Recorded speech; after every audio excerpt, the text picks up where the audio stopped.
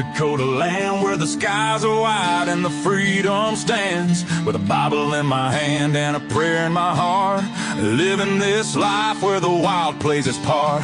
Dust on my boots and my hat pulled low, got my trusty rifle and I'm ready to go.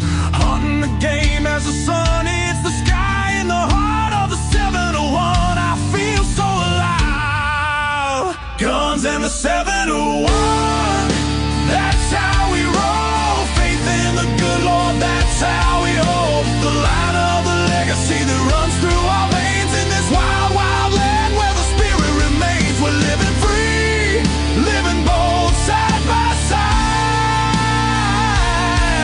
with God on our plate and our hearts open wide.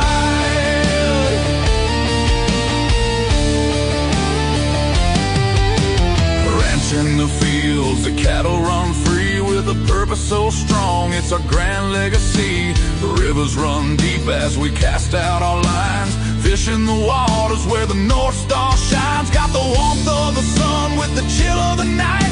With every shot fired, we're ready to fight for the freedom we cherish. The second is true. With family beside us, we stand through and through. Guns and the 701, that's how we roll. Faith in the good Lord, that's how we hold the line of the legacy that runs through our veins in this wild, wild land where the spirit remains. We're living free, living bold, side by side,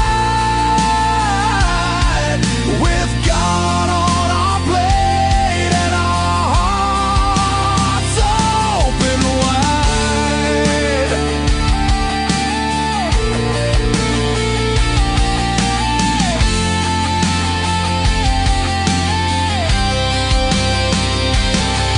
In a world that's spinning with sins that they wield, we stick to our values.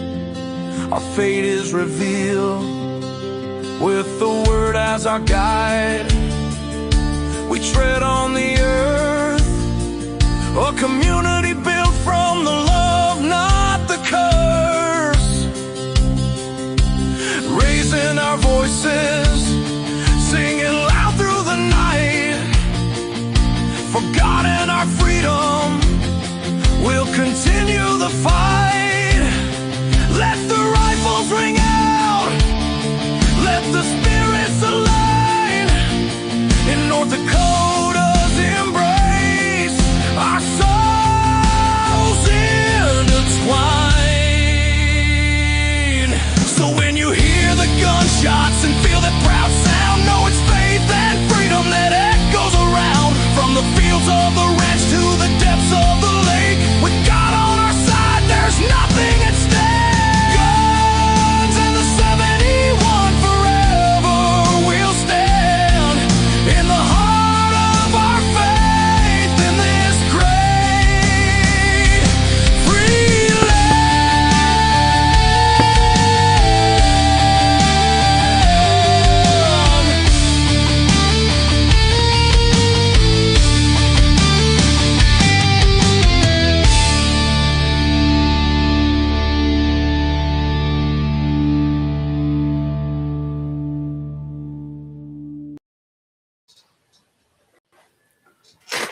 Good evening.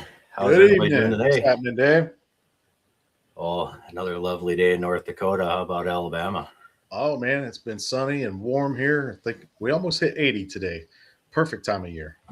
Oh, we're catching you. I got goosebumps from hitting 73 today. It was kind of nice. Good deal. Looks like we already got some people on here. Welcome to the Guns in the 701. Yeah, Clayton decided to step out and he left the door unlocked, so we decided to take over and run with it. He didn't leave the alcohol out. Oh, that's all right. I'm sure we brought our own, didn't we? Oh, I don't know. Maybe. Oh, it's You ever see those cups though? What is it, like the 10-kilogram mugs they have in the bars now? Yeah. Like you have to sign a waiver so you don't knock your own teeth out with the mug. It's funny you say that. Probably can't see it. But from the old days, I got 2 chipped teeth from one of them big, heavy glass mugs. Ugh. All I can say is don't play the wrong song in a honky tonk.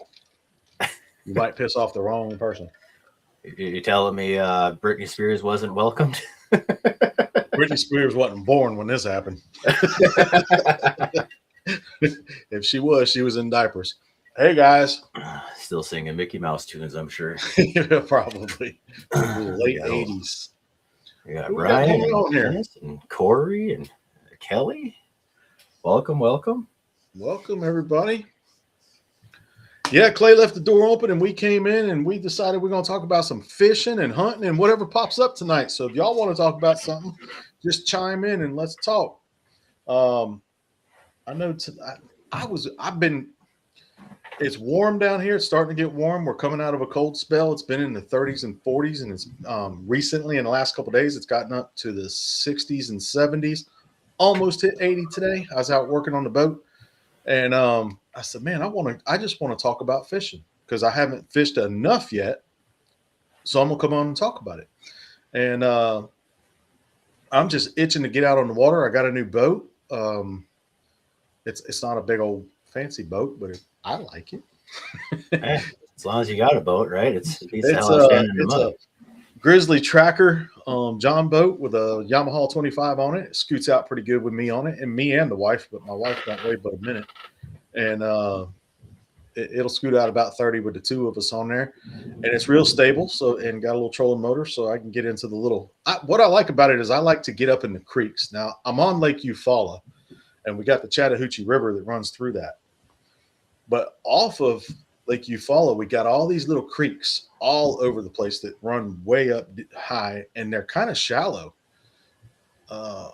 More bike for me this year. Oh, that's right. You need more context there, Corey. He bought himself a shiny new Harley. Did he? Ride that thing south, man. I didn't know you got a new bike. But what I like about my John boat is it drafts shallow and I can get up in the creeks. I got two of them. I got a little 12-footer, one of them plastic things out there. My wife says I have a boat problem. I say I have a storage problem. Oh, there's no such thing as a storage problem. You just need to buy a lot to put more stuff in. There you go. It's like when your gun safe gets full, you just buy another gun safe. Right. I thought that one was big enough. No, I need another one. I had a cousin text me not too long ago, and he's looking at gun safes, and he was looking at a 48 gun safe. I said, "How many guns do you have?" He says, "I'm probably getting close to that." I said, "Well, you buy the gun safe for the collection you want, not the one you have." Yeah. No, I used to sell those in the shop, and what I always told people is like that's like using 1 foot to hold it in and slam the door with both hands, and you definitely can't go off of a 24 or 48 or 36 safe and think that's what it's going to hold. It's straight not, unless you like scratching the hell out of all your nice wood guns. Yeah, I got in this room I'm in. I call it my little man room. I only have one safe in here. It's a small one, and really got to step it up in here and either bring some more in here, the bigger ones, or buy a bigger one for in here because I got some of the nicer guns in here and they're getting scratched up, and I don't like that. Exactly what you said. They get too close together. You're opening stuff up. You start moving stuff around to get to other guns, and it's just too crowded. You know, I think we got a little excited about running through the door without getting stopped by Clay here. We forgot to do something. What's that? Oh man, we broke the law, didn't we? Or you want me to do it for you? Go ahead. The Second Amendment. A well-regulated militia being necessary to the security of a free state, the right of the people to keep and bear arms shall not be infringed. There we paid our American tax. Shame on us. I'm kind of glad we don't live around Clay. He'd come after us with the old belt. I know. Got old I didn't know Corey got him a new bike. Corey, you need to ride that thing down here to Alabama, man.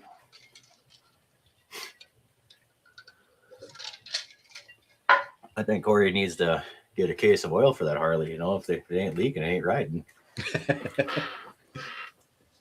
Well, yeah. I was always told if you got a Harley, it's going to leak oil. But as long as you step across the oil leak, you're good. Oh yeah, yeah. I've had Austrian bikes. I've had Japanese bikes. I've had every bike I could probably think of, and yeah, I can't recall the first time I've ever had oil underneath any of mine. I worked with a guy who was a mechanic for years down in Florida, and I worked with a guy who rode his bike in every day. He was a big Honda guy. Loved Honda. Now to look at him, you think he's a big old biker Harley dude, but he loved his Hondas. And I asked him one time, why Hondas, man? You just look like a Harley guy. He says, I've ridden bikes across this country with hundreds of guys through the years, and it's always the Harley guys that I got to stop and fix.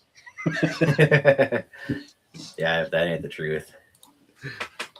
But I've had 2 Harleys, and I do like them. But in my older years, I'm more about boats and guns than I am motorcycles anymore.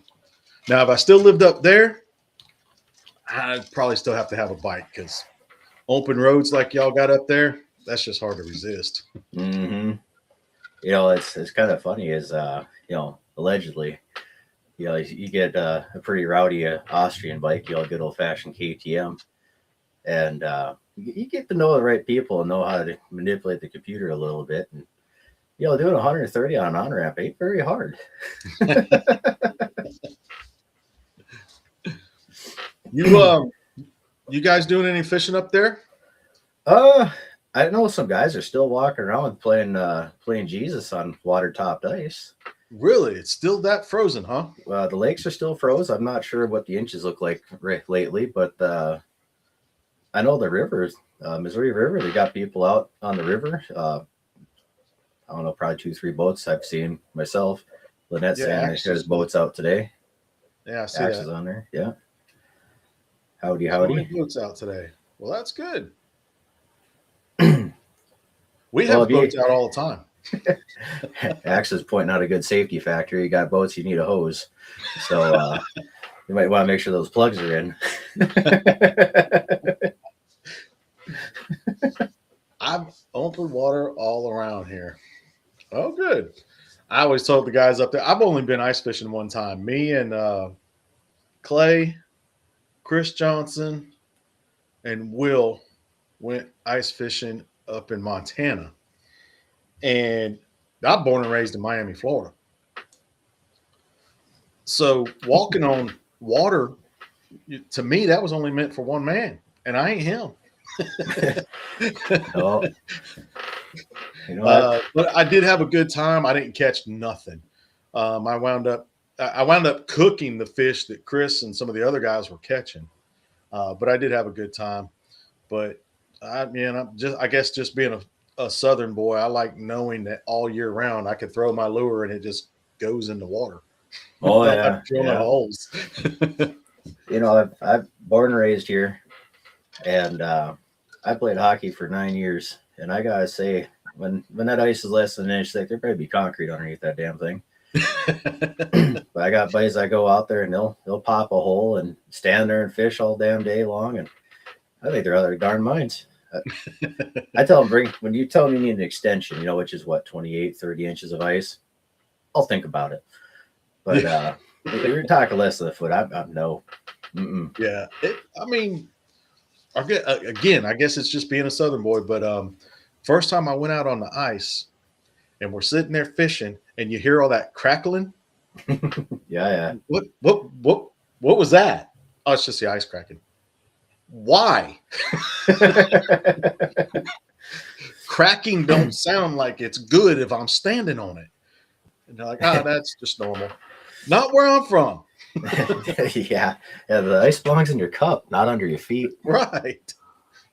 That's the ice I like. Right. Uh-oh. That's disowning Axe already. We're 15 minutes in, and Lynette's already sent an Axe home.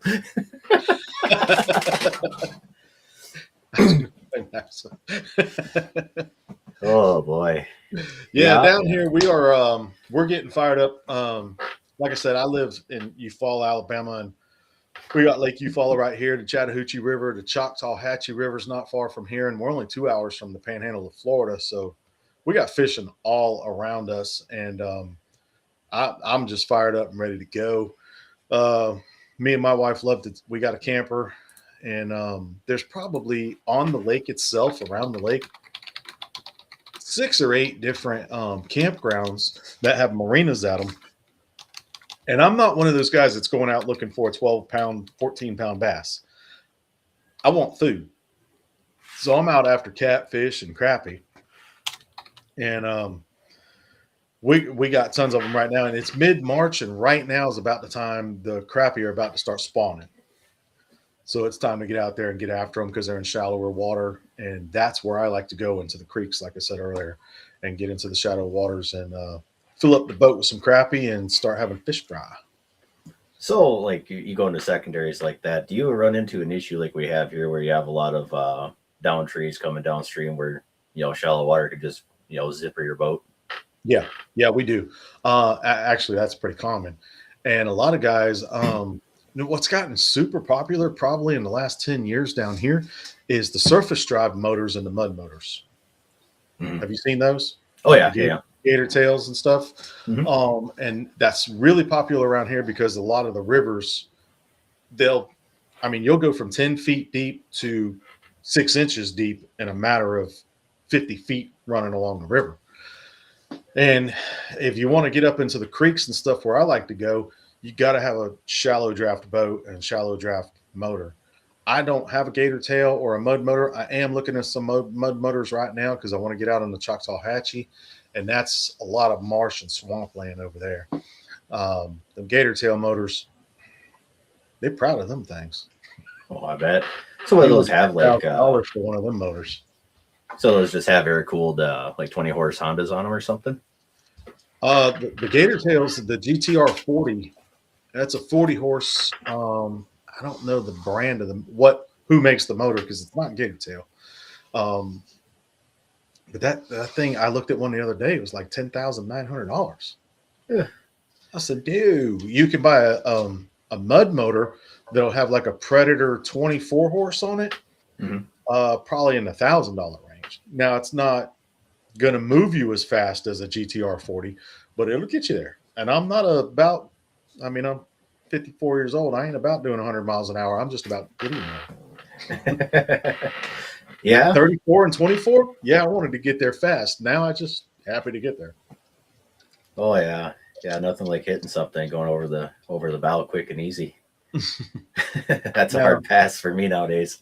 I am, when I think I was about 16, I was down in Key West, and I was in a Mako 28. I had a Mako 28 with two Black Max 150s on it. It was about 1 o'clock in the morning, and I had a whole lot of liquid stupidity in me. And I'm hauling butt through the intercoastal, and I hit a sandbar. Now, 28-foot Makos, center console with a big windshield. My face plant went right into that windshield. Because when you hit a sandbar going that fast, it stops now. And my stepbrother was on the bow, and he went diving. He went overboard. Oh, I bet. And when he stood up, it was probably 6 inches deep. And a 28-foot Mako doesn't draft real shallow. There's it's a couple of years ago here in Bismarck. We were at one of the bars along the river on the Mandan side, and it was like 11 o'clock, and it was pitch dark. There was no moon there. It was one of those darknesses. Even the lights from town were getting ate up by something, and you just hear this this muscle boat just screaming up and down. I don't know if he had a 350 or 454 or what he had in it, but it was it's like a 28, 30-foot boat still. Had the cabin under the nose and all that. And he was going to beat hell up and down the river, back, forth, and then all of a sudden all you heard was just the governor bang and just and he got that boat probably 30 feet out of the water on a sandbar. He skipped over the end and ended up on the other end of the sandbar. He must have skipped a solid 200 feet. Oh. He was pretty messed up. They had the big old cabin yachts the next morning. I think they had 6 of them tied onto the back of that thing trying to drag it off. But luckily, I don't think he wrecked the boat, but he got hurt pretty bad. Broke a few ribs, collarbones, the whole nine. And meanwhile, we're sitting on the patio at the bar, and we're making dollar bets when he's gonna hit that damn sandbar. I lost, so I was out $15, but when I'm really gotten more since I moved here to you follow back more into boats than I have in quite a few years. Growing up in Miami, I was always around boats because we weren't far from Lake Okeechobee and the Everglades and canals all over the place. And I grew up deep sea fishing between Miami and Bimini, so we had big boats to do all that. And I had airboats for the Everglades, and I think I was about 17 when I helped build an airboat, and then I bought it. It was called Blood, Sweat, and Beers. And I was out in the Everglades again, a lot of liquid stupidity in me. And I am flying in this airboat. And I don't know who on here way up there is going to be familiar with the Everglades, but the Everglades is full of cypress stumps. And at about 60 miles an hour, I hit a cypress stump dead center and just ripped that airboat to pieces. Parts were flying everywhere. I went flying. My buddy went flying, and we woke up. I broke my arm, busted my face up. I mean, could have killed us. We were in bad shape. I better shut up. I'm revealing how really stupid I was as a young man. I did some stupid stuff. That's where that adage comes from. Young and dumb becomes old and wise. Yeah. Let's see here. Old, yeah. I don't know about the wise part yet. Well, some come slower than others. The old comes first. We'll see if the wise comes later. Let's see here. Susan says that our boat docks were pretty much fully parked today. Leon's cooking something. Leon's very familiar with cypress stumps. He grew up in Louisiana. Oh, yeah. Yeah. I remember the other day he couldn't remember the good old acidity bag. He was confused as hell how I remembered that. What we got here?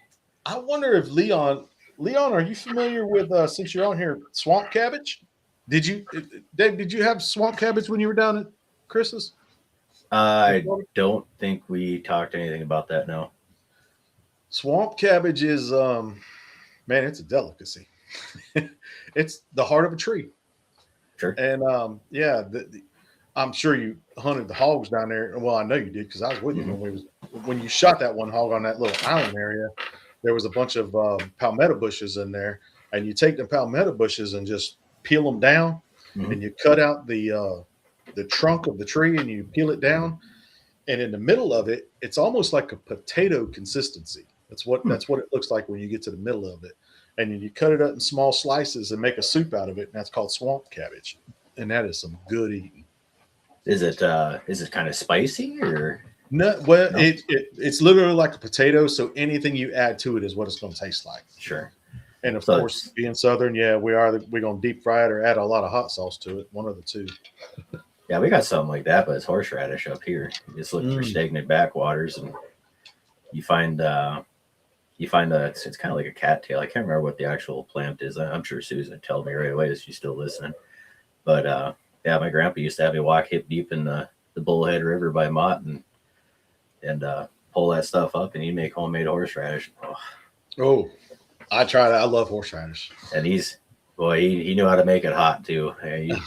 It's one little spoon dab at a time, and couldn't quit. But you wish you did. Oh yeah, Leon knows what it is. Heart of palm. That's exactly what it is. Heart of the palm fronds, the palmetto bushes. I have no idea what he's talking about. Zatarans. Yeah. Zataran seasoning. Yeah, the cottonwood deadheads. Yeah. I do not like the river for that. I mean, growing up, we had a pontoon and slip in the river, so we just grab a cooler and a couple sandwiches and go hit the river.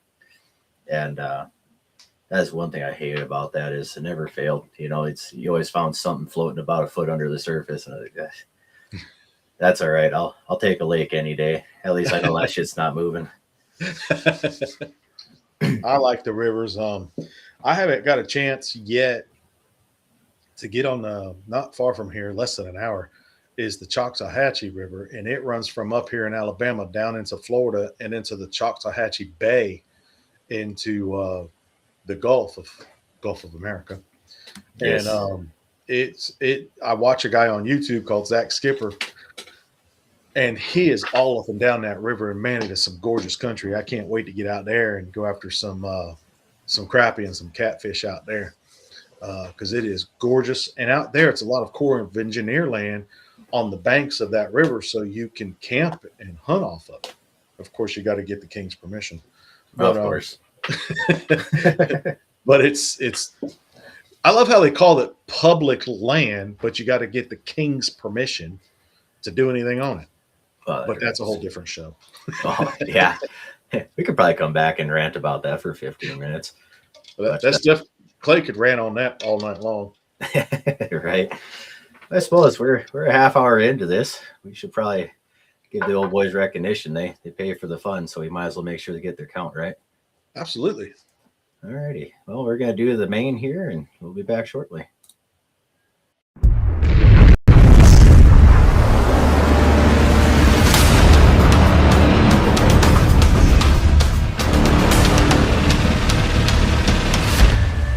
Lauer Auto Repair, located at 309 South Washington Street in Bismarck, North Dakota. Give them a call at 701-258-6308. The team of mechanics at Lauer Auto can take care of any problem your vehicle is having. And when you do business with Lauer, you can be assured you're doing business with a pro Second Amendment America First repair shop. There are plenty of other auto repair shops in the Bismarck-Mandan area. But why take a chance at patronizing a shop that might not have your beliefs at heart? Make no mistake. Lauer Auto is your pro Second Amendment repair shop. When you talk to the guys at Lauer Auto, don't forget to tell them that you heard they are a sponsor of Guns and the 701 and that you appreciate their support of our pro Second Amendment, pro North Dakota live stream and podcast. That's Lauer Auto Repair, 701-258-6308. 701-258-6308. Located 309 South Washington Street in Bismarck, North Dakota. When you want it done right, go where lemons go. Kalen's Auto Service, owned and operated by Kalen and Misty Foss, lifelong locals with over 25 years experience. From modern rides to classic restorations, they can handle it all. Top quality work, fair price, and honest hometown values. Located just one block south of Highway 12 on 6th Avenue West in Lemon. Kalen's Auto Service, serving you with all your auto repair needs.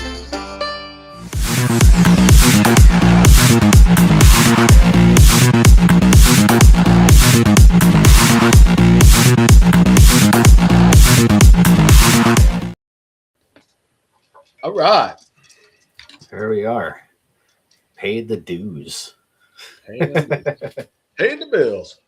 So I'm kind of playing around on a list here. We cover a little bit of hunting, cover a little bit of fishing here. So I'm playing on this list here. It's this shot shows the best new hunting rifles for 2026. And I just kind of cherry picked a few here. But this one here. Ooh. Who do you think makes that? I mean, obviously it has a name on it. You can read it, but at a quick glance. At quick glance, I'd say Vigara, but I don't, or Browning. I don't know. That's a Savage. Really? Yep. That is a Savage. They're retail, depending on the model design, stuff like that. You're looking at in between MSRP of $800 to $2,000. I mean, it's got a nice carbon barrel on it. You know, wow. Radial brake. I mean, I really like how Savage has decided to say, hey, you know what? We can make an affordable gun and still compete with the $2,000 market. And it's a dang good looking gun too. I've always been a fan of Savage. I was at a friend's house when we were talking about earlier before the show. Yeah. And he broke out a $450 Savage Axis package gun. Mm-hmm. I don't remember what caliber it was. I want to say 30-06, but I'm not sure. This was a lot of years ago. And 4 shooters, me and him and 2 other guys, sat down and shot at 400 yards with a $450 package gun, Savage Axis, and we had a grouping, all 4 shooters, about like that. Oh yeah. I mean, I'm out of the box. That's impressive. Oh yeah. I'm a big fan of Savage. I compete with one. I just bought my kid one for shooting mid range, which is 300, 600 yard. It's a 223. I mean, if the weather's forgiving, I'm gonna get him out to 1,000 with that gun. He's gonna have to earn his cookies though. I mean, I refer to the 1,000 yard. And some of the other guys I shoot with, we call the mid range the 600 yard and less the kiddie pool, because you get away with some pretty terrible etiquettes at 600 that 1,000 yard would never let you get away with. You damn near miss the target with full of stuff you do at 600. Leon, we were not in the South. This is when I lived up there. we were in Bullhead, South Dakota, actually. Oh yeah. Here's another one. Bounce this one up here. Look at this one. What in the world? Who do you think makes that one? I'm going to guess, just for the fact it's lever action, and I've watched some of their stuff lately, but I haven't seen this particular gun. I'm going to guess Henry. I don't know. That is a Henry. That is a Henry SPD Predator. Because Henry, I know, has really stepped up some of their trying to stick with the traditional lever stuff, but bringing it into a little more modern age. And that's pretty cool. Have you shot a suppressed 30-30 lever gun? I have shot a suppressed 45-70, but not a 30-30. I've seen on a lot of YouTube lately, seems a popular thing with shooters is a suppressed 30-30. And man, I am shocked at how quiet they are with subsonics in them. Oh yeah, it's the thing of it is when you can master your burn and your barrel, and you try to keep that fire in the barrel as much as you can. I mean, that really cuts it back. I use loading software and stuff for doing my competition stuff, so I have the ability to pick powder, see how they burn, the full layout. And a friend of mine just built a 22 Dasher, which is it's a 6BR bench rifle cartridge, but it's necked down the 22 cal, and we're just bouncing ideas off each other, and I just pound them into the computer here. And it's the only cartridge I've ever seen that has a complete burn of powder in the distance of the barrel. Wow. Usually you might see your average off-the-shelf hunting rounds are only 95% burn at the muzzle, if that. Right. But his was doing a complete burn at like 16, 18 inches, and he's got to have a 24-inch barrel on that.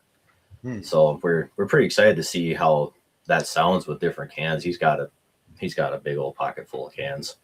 So it's kind of fun that he's so invested into it, because it's basically a wealth of knowledge, being able to hear a different brand, a Thunder Beast or a Gunworks or a Gemtech. Gemtech, you don't do that. I regret selling the 2 I ever sold. Not because I wanted them. I sold them as a dealer. And the first time I ever heard one, I regretted ever selling it, because I felt I did the customer wrong. I mean, really? The Gemtech one, I don't know where they got their stats from, but they could say I'm lying. No, I'm not. I've heard many of competitors' cans that had the same stats that they listed. I personally would not do one. I felt terrible selling the 2 I did sell after hearing one. But what's your preference of cans? I own a few. Thunder Beast. I'm a firm believer in Thunder Beast. The guys down there in Wyoming are phenomenal. Well, as a dealer for them, I got a chance to get to know their engineer and stuff. And the one thing I can say I'm excited about knowing is when they say that can will handle what they claim, I already know that they have that little evil engineer devil on their shoulder going, how can we blow this damn thing up? And I can't say exactly how they tested the rimfire cans, but I assure you, there's no way in God's green earth you'll ever wreck one of the rimfire cans with a rimfire. And I know how they tested it, and I was beside myself when they told me how they did it. And it's like, holy crap! Like there's manufacturers that can't even get cans to handle what they did to it, and they're made for what they used it on. So Thunder Beast, I'll stand behind them all the way. Gunworks, I've heard of Gunworks a few times. They make a fantastic can. Silence Co. I like Silence Co. I own a few. The best bang for buck, in my opinion. But overheading everything, I would never buy an aluminum can. That aluminum can only take so much in its lifetime before it just explodes. Yeah. And I've seen a few do it with no battle strikes. I recently saw, I can't think of the name of the company, but it was a can that the inside was interchangeable to accommodate multiple calibers. I can't think of the name of the company. Oh, I know Silence Co. does that. They interchange their end caps to accommodate for the bullet diameter. Yeah, this went from like 223 up to 30 cal. I think, what was the name of that company you just said? Silence Co. I think that might be the one. Yeah, the Hybrid 46 is a big one for that. They use you can get 30 or 22 cal end caps, 30 cal end caps. It comes with a 46 cal end cap.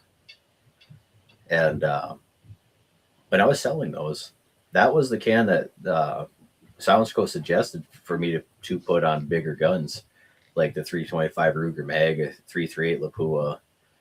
You know, they basically said this is our big dog now. And I own one myself. I run it on a 4.58 SOCOM, but you see me shoot that one pig right outside the camp 2 years ago. Yeah, that's the can I had on that, and that works darn good. I mean, it's a little heavy, but for the price, you can't have your cake and eat it too when it comes to cans. Just spend the money, be happy. Yeah, I think cans is one of those things you get what you pay for. I mean, buy the good stuff, be safe, and get good quality. Oh yeah, let's see here. We got Corey. Chat's got stuck here. We got JD here. He says he recently bought a Gemtech 5.56 can, not the quietest on a 16-inch. I assume that means 16-inch. If you're wagging a 16-foot barrel, I want to know where you're getting that one. I can use that, but it doesn't hurt the ears either. So that's good, you know. So once again, you know, Gemtech, it's not the quietest, but it's doing its job. Yeah. I got Corey here. Do they affect accuracy or muzzle flash recoil? That's a good question. Hugely. Yeah, your cans easily mitigate recoil, and unless you're sending a lot of fire down that barrel, it's going to stop flash.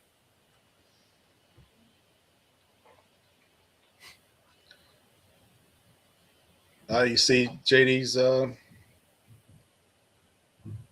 no issues with his aluminum cans. Yeah. 7,000 shots through it. Yeah, I'm not sure how many the ones I've seen come on cork, but they weren't shooting 223s though. They were shooting 243 Akeley's, 308s, you know, something that had 40 plus grains of powder behind them. Right. But I can tell you, I wish I still had that picture on my phone from when I seen it. I am glad one of my friends had a nice Armageddon gear cover on theirs, because it was a nice, you know, the high end Kevlar thermal wrap, all that stuff, and it completely shredded it. It looked like you put it through a whippersnipper or a lawnmower. Luckily, everybody walked away. He still hit his target at 700 yards, and I gotta say, Silence Co. they got it back from him. They looked it over and they said, well, we can get you the same one, or we can give you something else. And I think he ended up switching over to a what was it, Silence Co. Omega. So he went to a titanium steel can. And Corey asked what you think of lane suppressors. Now, I'm not that familiar with them. I know Clay's got some, and Corey's getting a lane. I've heard about them quite a bit, but I'm not familiar with really with the quality. I haven't actually put hands on with lane. I know a few people that have them. I haven't heard them myself. They've been around forever, so I assume that if they're still in business, they must be a quality can. Right. And suppressors have gotten so popular in the last, I don't know, maybe decade. Well, yeah. And now with what's it, the tax stamp Yeah. as of January 1st. Free. Yeah. Still got restrictions on it, but now the restrictions are free. Yeah. Yeah. Let's see here. I tried doing 2 different cans on the same 9mm, and there was a difference on a point of impact. I think the reason for that is the 2 different cans probably way different, and depending on how the barrel's allowed to float in between the 2 weights, I'm sure it'd change that. I mean, when you're doing pistols, I mean, it's so much of the follow through and how the recoil acts. I'm not a big pistol guy myself, but I mean, I have a, what do I got? A Silence Co. Osprey 45K, which is the short version. The K's are always the shorter version, but the can isn't round; it's eccentric, so you don't have to use raised sights with that can. So as long as you have a threaded barrel, you don't have to worry about your sight issue. That's why I bought that one. It's really nice. So yeah, if you don't have a can, you should buy one or 2 or 3. Just go wild, enjoy yourself. The first time I had any experience with I don't like calling them silencers, suppressors, was I was actually elk hunting, and I had a guide, and he had a 22-250, and we were out looking for elk, and some coyotes popped up about 200 yards away, and he pulled out a 22-250 with a suppressor on it, and man, I was impressed with how quiet that thing was. And he dropped 2 coyotes, and we went on about our business. We had our eyes on a elk herd pretty good ways off, and he fired them 2 shots, and they didn't hear nothing. They didn't budge. And that was the first time. That was probably 10. Well, it was 10 years ago that I personally had experience with suppressors.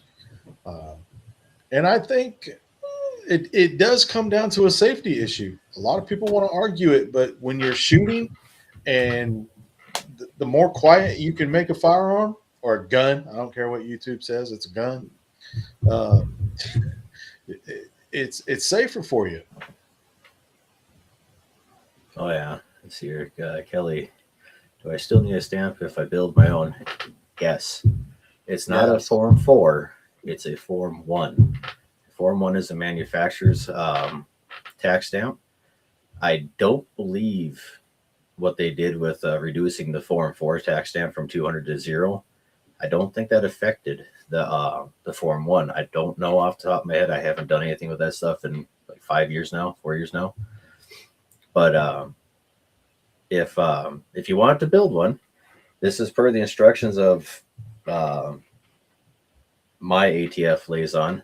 And I know it's one of those, take the word of the commie. But I assure you, when he's not in his work clothes, you find that he's just one of us. And I feel in my relationship with him, he has that job, so somebody really wants it can't have it. But he had told me straight out, when you do build one, or if you're planning on building one, fill out the forms for a Form 1, give it all the information, wait till it comes back, and then build it.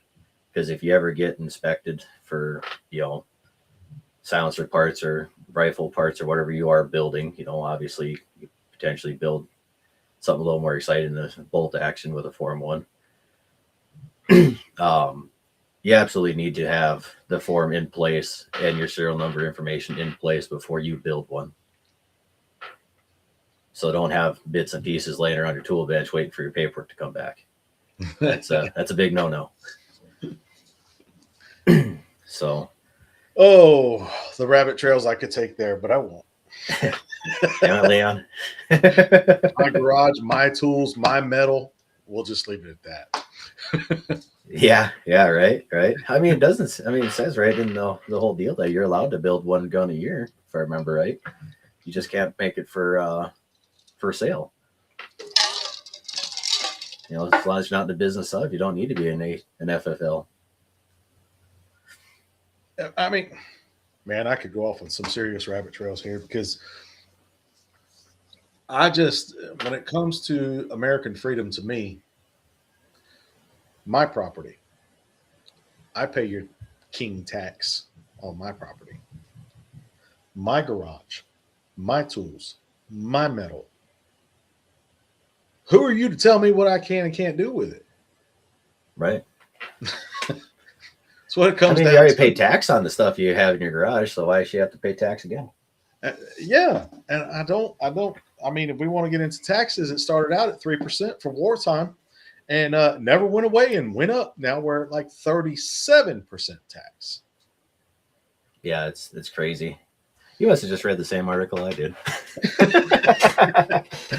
It wasn't too long ago I read that. So. Yeah. Let's see here. I got two more on this list that I quickly grabbed during the break. This one here. Oh, breakdown. He's got a folding stock. They got the carbon fiber thing going on, you know, carbon wrap barrel. My guess on that, totally a guess because I have no clue, would be Ruger. That is a Sea King's Precision. A higher end gun. That one's supposed to MSRP at $3,200. Oh, wow. So we could look at the Savage for under $2, or we can look at a Sea King's for $3. I'm going to go Savage every time.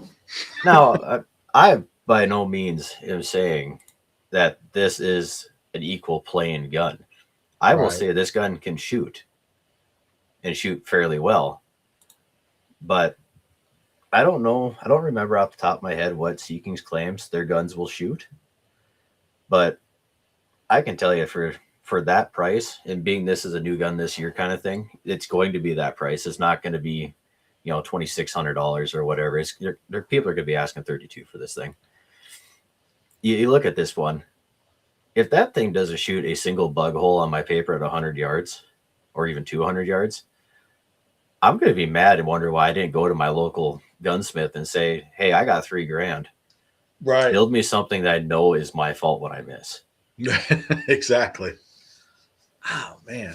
And, you know, I guess if you're a competition shooter like yourself, I guess for me as an average sportsman and hunter, it comes down to how does it serve your needs? Do I need a $3,200 gun? Mm-mm. Do I have a $3,200 gun? Mm-hmm. Oh yeah, absolutely. And I'd be willing to bet you're probably talking something like this one. Obviously not like this, but this one. What's your guess? What's my guess? Let me see. It's a classic. It is a classic. Browning. That is a Browning bar, Mark IV. Yeah. The yeah. That trigger gives it away. Yeah. It really does. Yeah. You see a Browning without a gold trigger, you got a bargain bin one. Yeah, definitely look like Browning. But you know, like that one there. Let's see here. MSRP's $1,700. You know, when you get one of those, the owner's manual tells you to clean it as good as you can without disassembly. Why? I don't believe in the owner's manual. It explains how to take that gun apart. It tells you to rack it back and hose it out as good as you can with this little bar saw or whatever product you like to use. Give it a quick patch job to get it out of the chamber in the barrel and take it out hunting. Maybe I'm mistaken, but recently when I was looking at the owner's manual stuff for this gun, I had one come in. That guy wanted it cleaned, and he thought I'd know how to tear it apart. And, you know, just like every, you know, gun shop does, we're going to consult the owner's manual so we don't end up costing ourselves some money doing a service. And I told him straight up, I don't know how to take this thing apart, and there's no publication telling me to take it apart. So I told him I could polish out the barrel, make it pretty, but as far as a full disassembly like I usually do, I can't do it on this one. I'm not at liberty to take this one apart and not know how to reassemble it.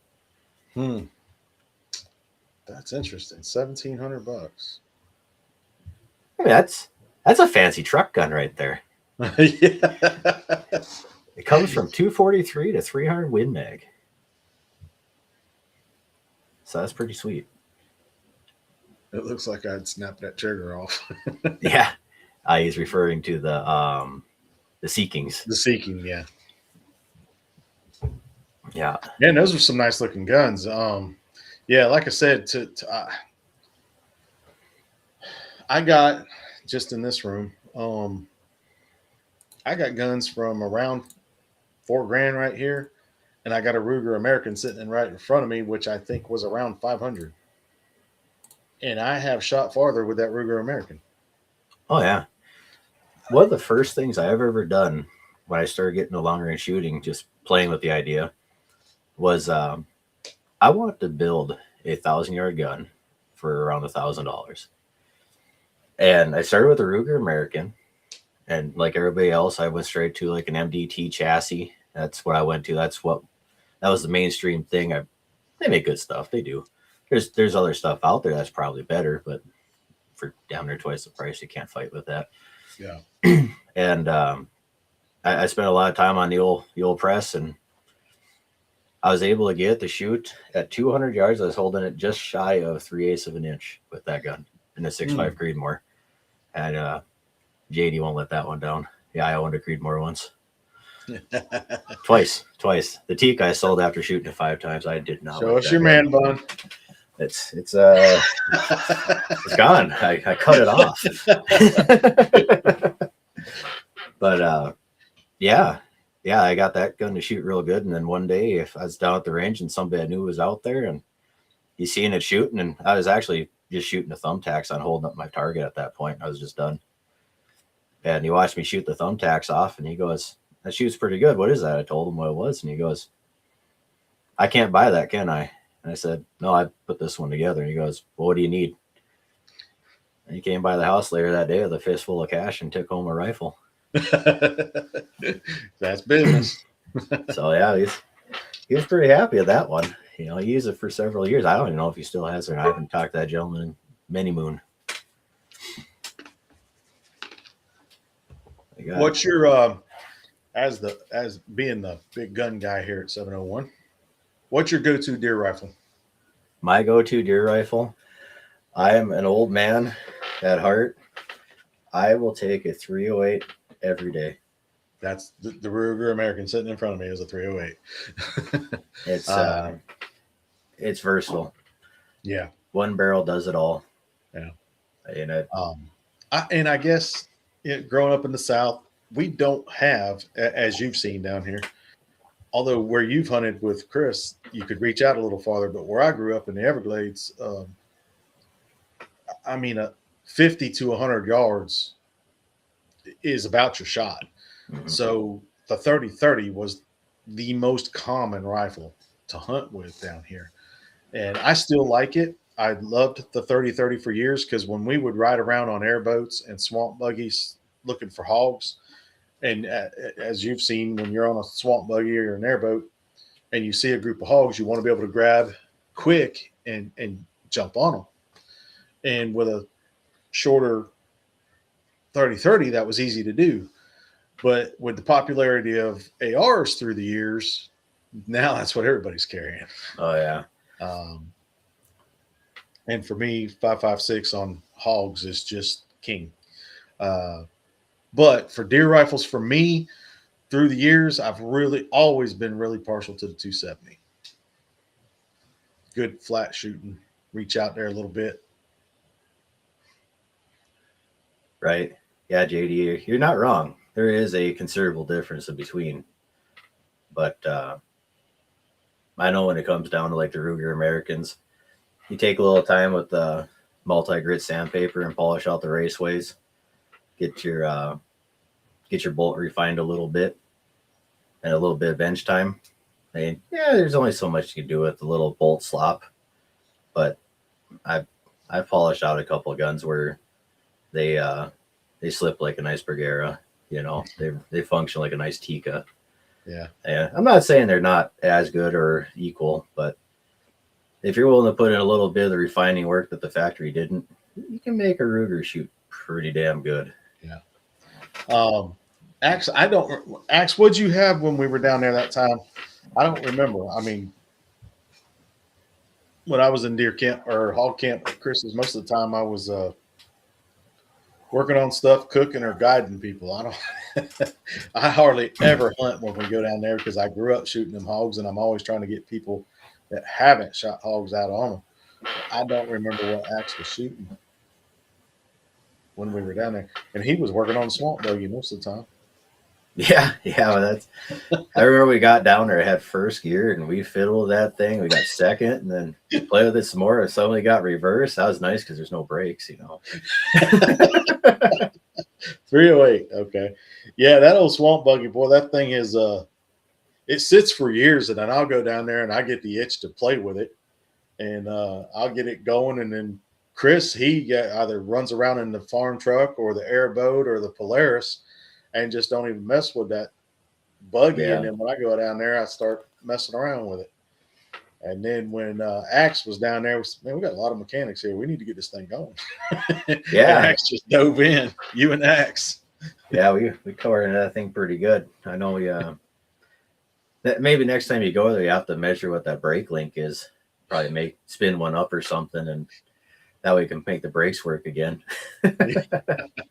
What fun would that be? Yeah. Being able to stop when you want to instead of having to back the gears down. Yeah. The buggy had water in the fuel yet. Yeah, it was pretty sputtery. I think me and Clay talked about it. We're probably going to get a different carburetor and a phenolic spacer.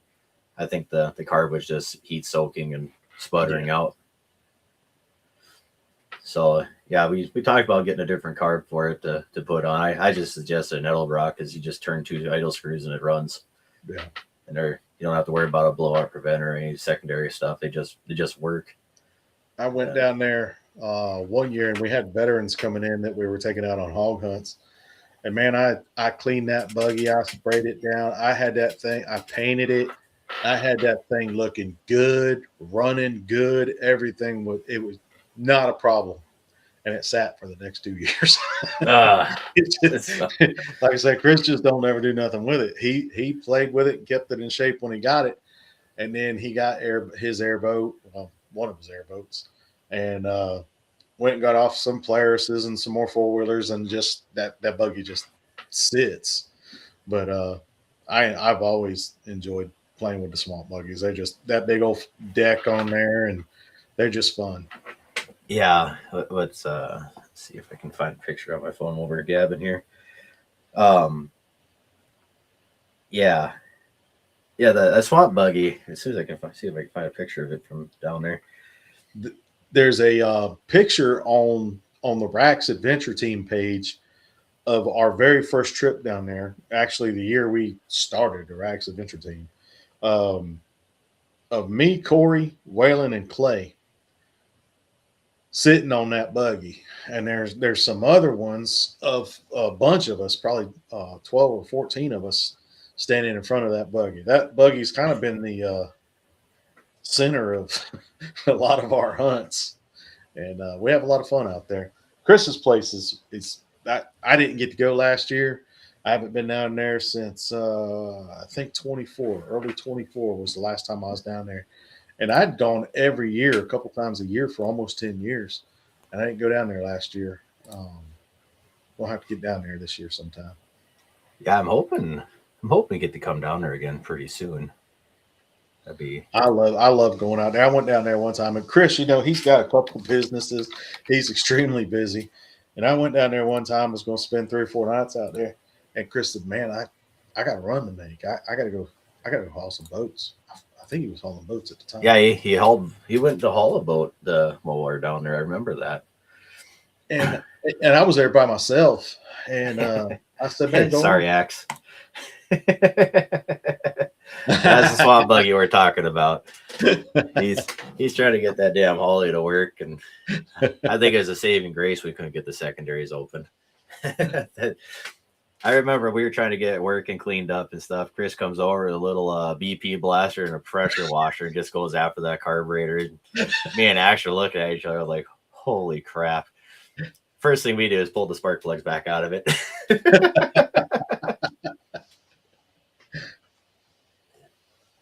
Oh, yeah. Yeah, JD's got a point there.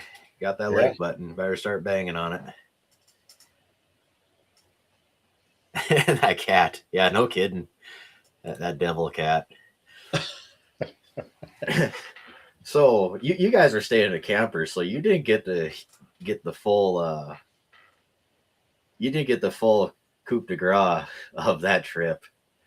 So you remember that little cat that Chris had, right? Oh. Kind of friendly, and then it became Lucifer on 4 legs. Oh, what do you call that cat? I don't remember what he called that cat. It's the cutest, friendliest little cat you've ever seen, and just one night, that thing, its eyes went red, and it started attacking people. It wasn't like it had rabies or nothing. It was, Waylon picked it up and kept petting it, and he must have been, doing the whole Indian talk with it or something. Yeah, it wouldn't attack him for nothing. Yeah, that cat was scratching at people, and its hair was standing on end, and he was pissed off at everybody. Walk up to Waylon, pick it up, and just pet it. Yeah, yeah. That nice that night that it flipped its beans. It I think it's Claude Corey. He went outside to use the restroom, and Claude Corey.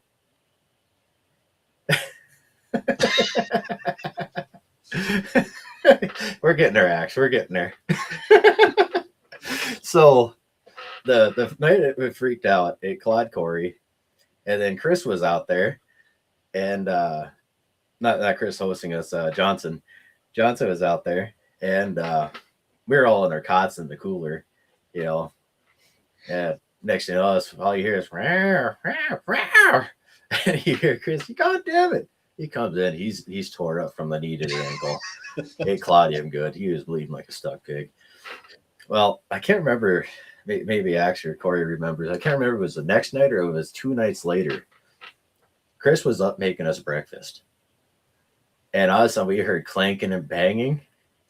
And all you heard was Chris yelling, how do you say it? The hell's wrong with you? I'll kill you. He just yelled at the top of his lungs. And we heard this clang.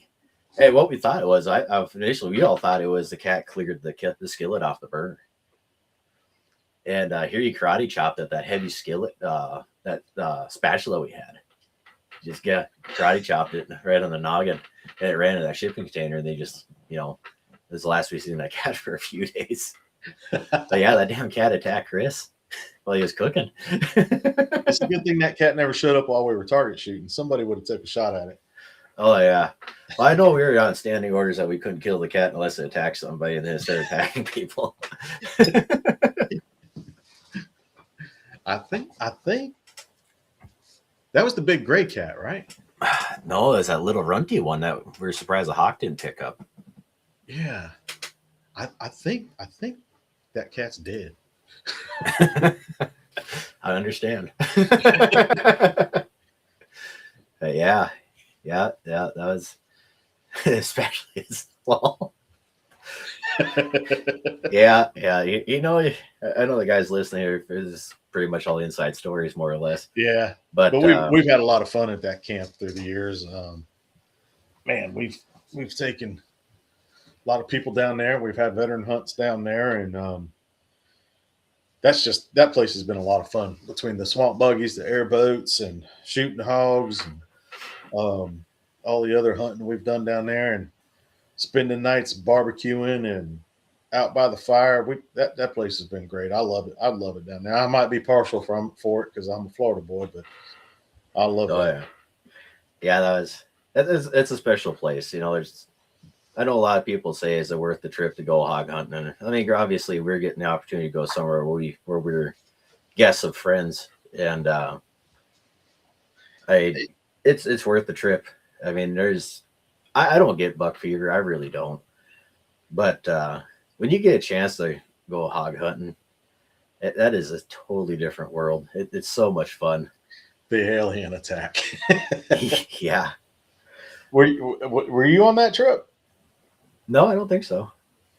So we had some of our Vermont guys from Rack's Adventure Team Vermont guys come down.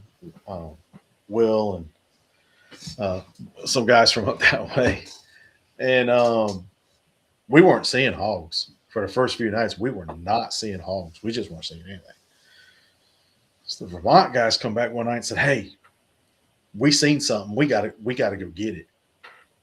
I said, "All right." So we jump on the swamp buggy, all of us grabbing guns, and everybody's jumping on the swamp buggy.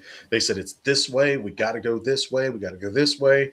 And at the time, the orange groves were still there. So they're leading us around, telling me where it's at. I'm driving. And all of a sudden, one of them slaps me on the shoulder. Stop, it's right there. And they turn and put their spotlights on it, these big beam lights we have. Mm-hmm. And earlier in the day, somebody had taken this giant 5-foot tall alien-looking stuffed animal and tied it between the orange groves. And we opened fire on that stupid thing.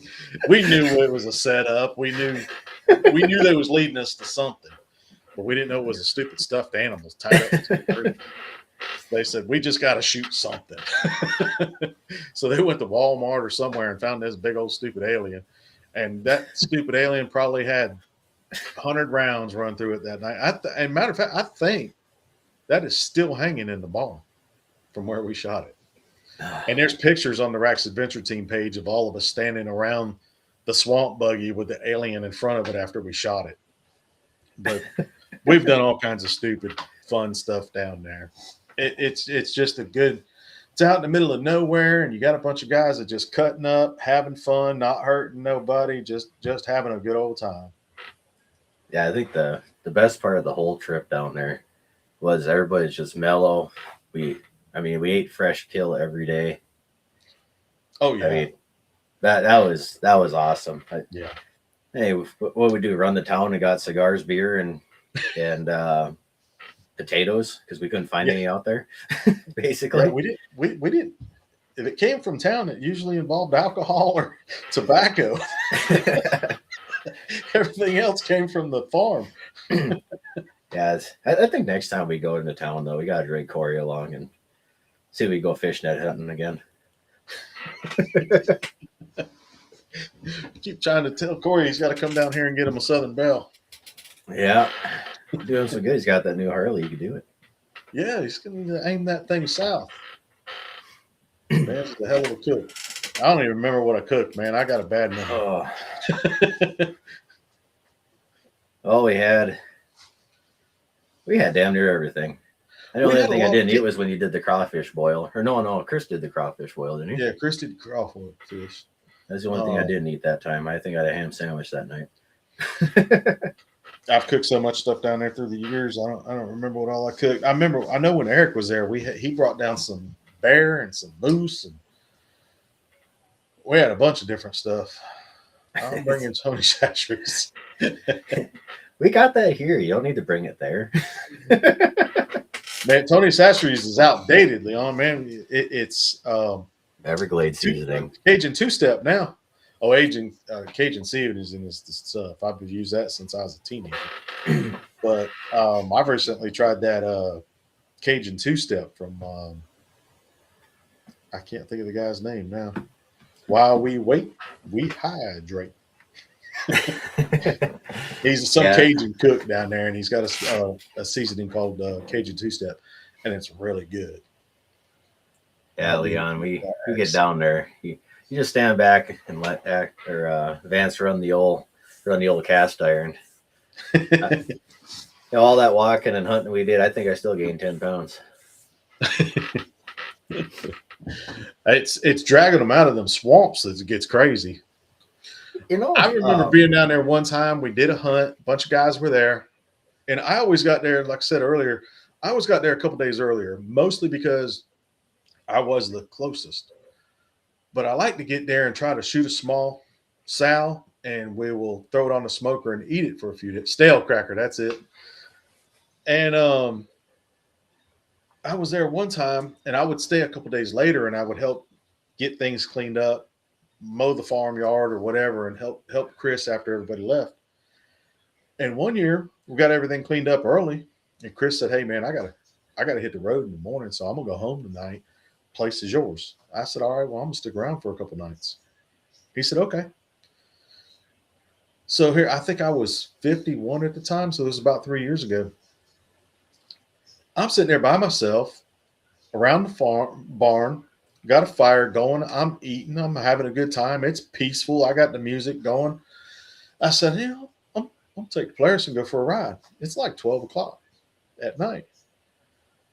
Well, I'm riding, and I got a rifle with me, and I shoot this hog down through some orange groves.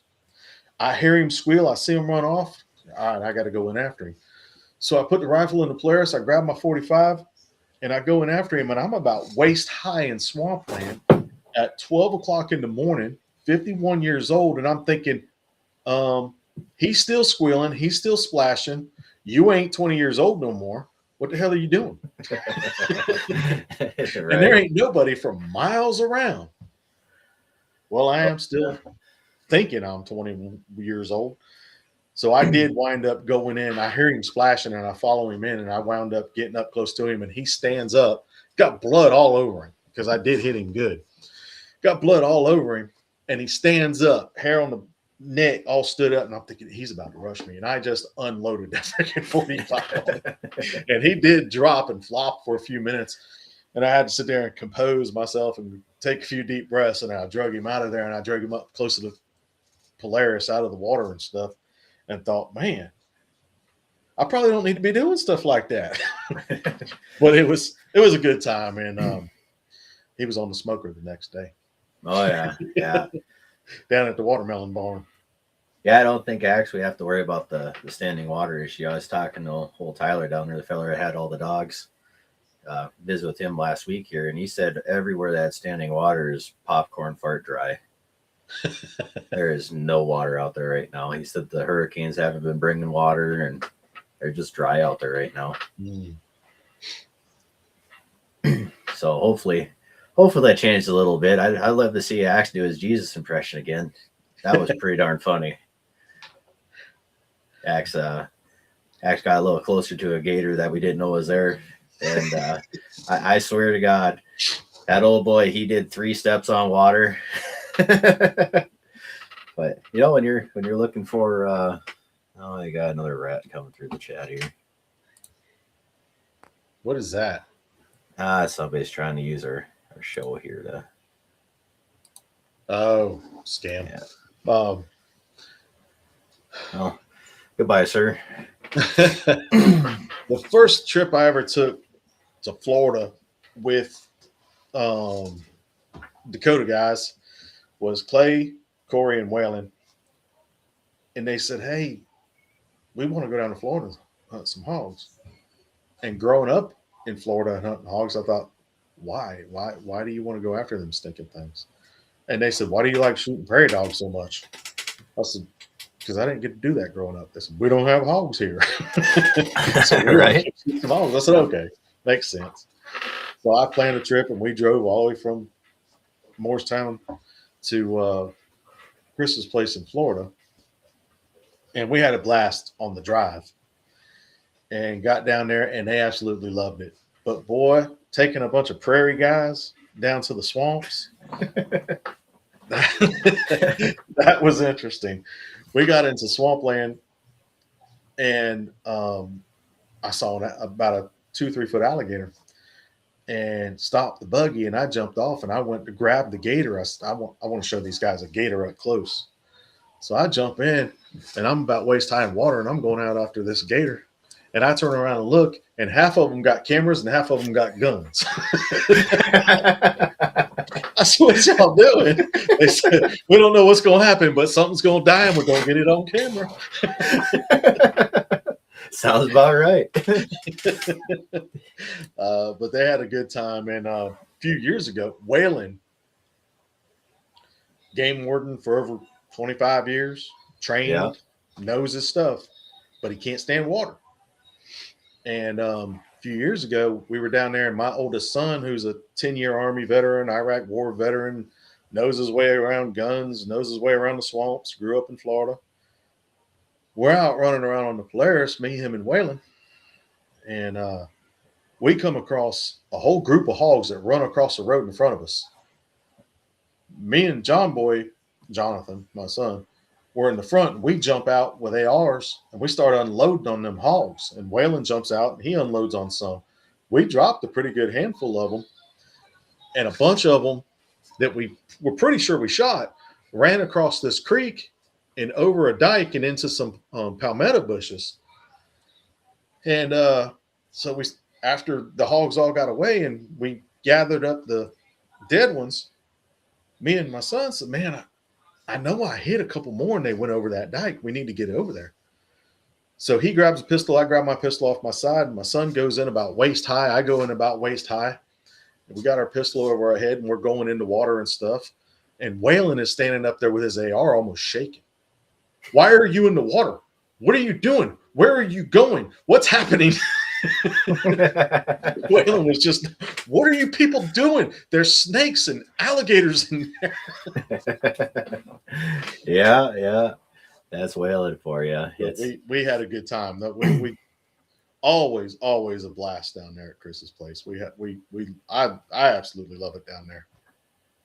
Well, I think we better bang out the big sponsor run here. Make sure everybody gets their notorieties here. We're Absolutely. An hour and 15 in. Gives you a chance to refill the old cup, and we can continue to talk about the legend of Waylon. The man that knows the way of the prairie dog. We'll be right back. All right.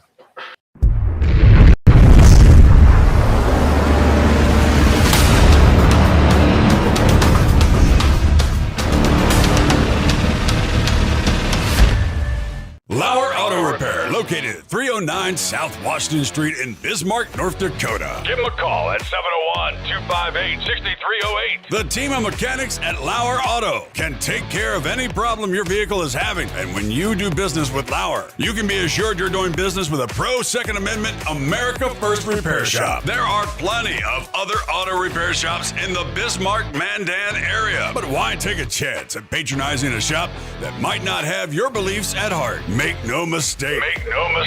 Lauer Auto is your pro Second Amendment repair shop. When you talk to the guys at Lauer Auto, don't forget to tell them that you heard they are a sponsor of Guns and the 701 and that you appreciate their support of our pro Second Amendment, pro North Dakota live stream and podcast. That's Lauer Auto Repair, 701-258-6308.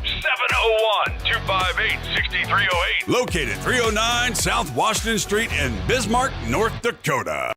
When you want it done right, Go where lemons go. Kalen's Auto Service, owned and operated by Kalen and Misty Foss, lifelong locals with over 25 years experience. From modern rides to classic restorations, they can handle it all. Top quality work, fair price, and honest hometown values. Located just one block south of Highway 12 on 6th Avenue West in Lemon, Kalen's Auto Service, serving you with all your auto repair needs.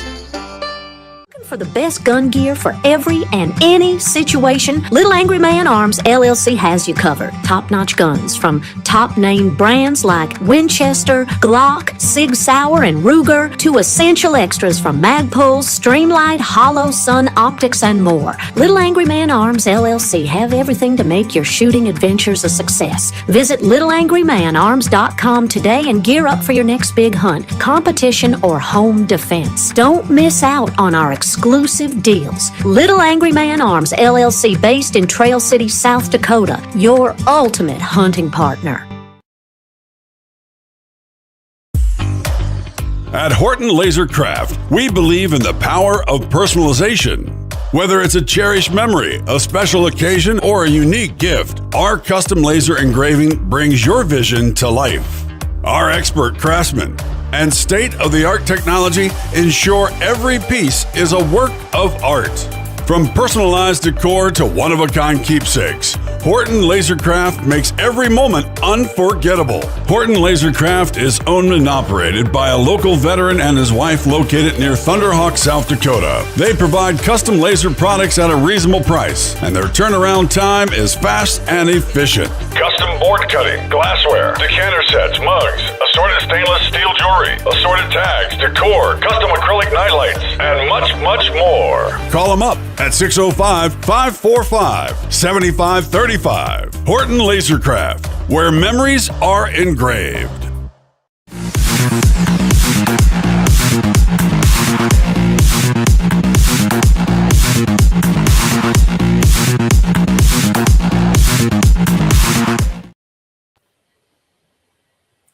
Oh, we're back.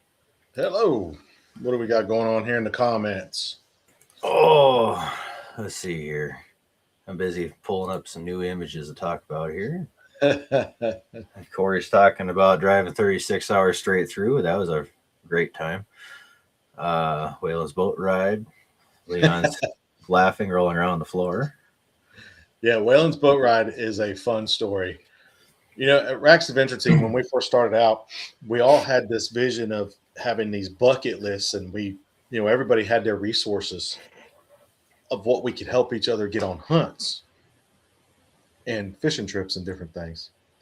Well, we go down there for our first trip, and Chris has got a 28-foot open fisherman, and he takes us out in the Gulf. Now, I grew up deep sea fishing and everything.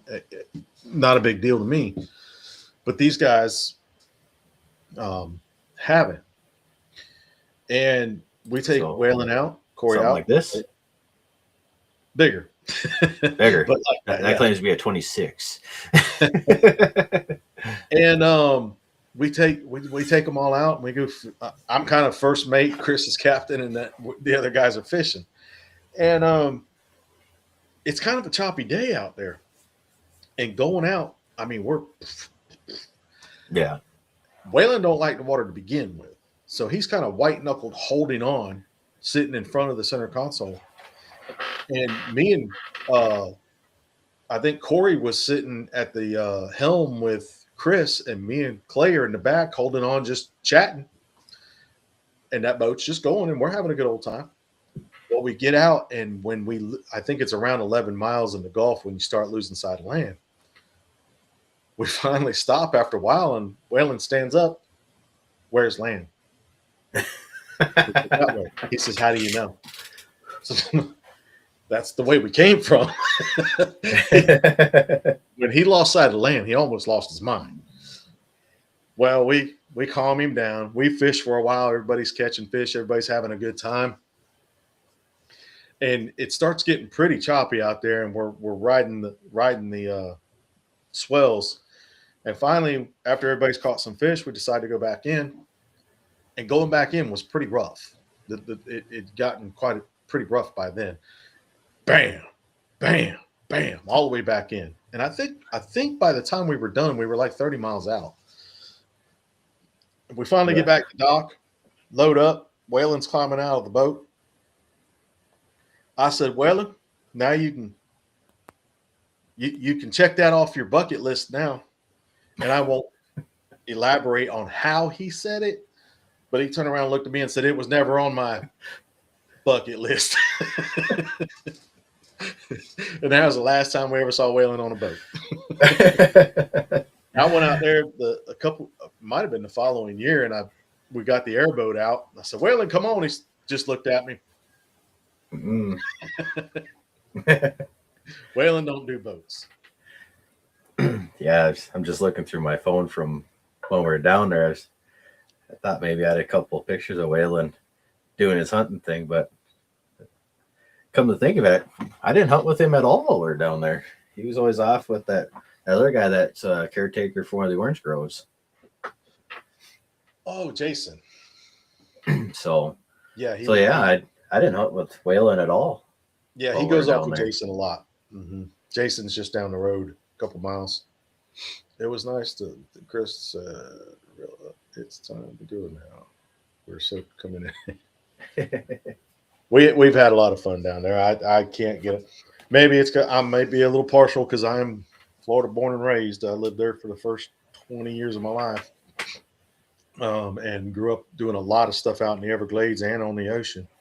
So I thoroughly enjoy it. And when I go down there now, it just I don't know that I could ever live back in Florida, but when I go down there, it does just have that home feeling to it. because I guess just because it's so familiar. But I've had a blast out there at Chris's, and Chris always just rolls out the red carpet. You guys come on in, enjoy yourselves, do what you want.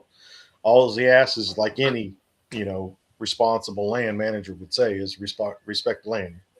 If you go through a gate, close it. If it was closed, close it. If it was open, leave it open. Just and pick up after yourselves. So Chris is always a good host. We always have a good time.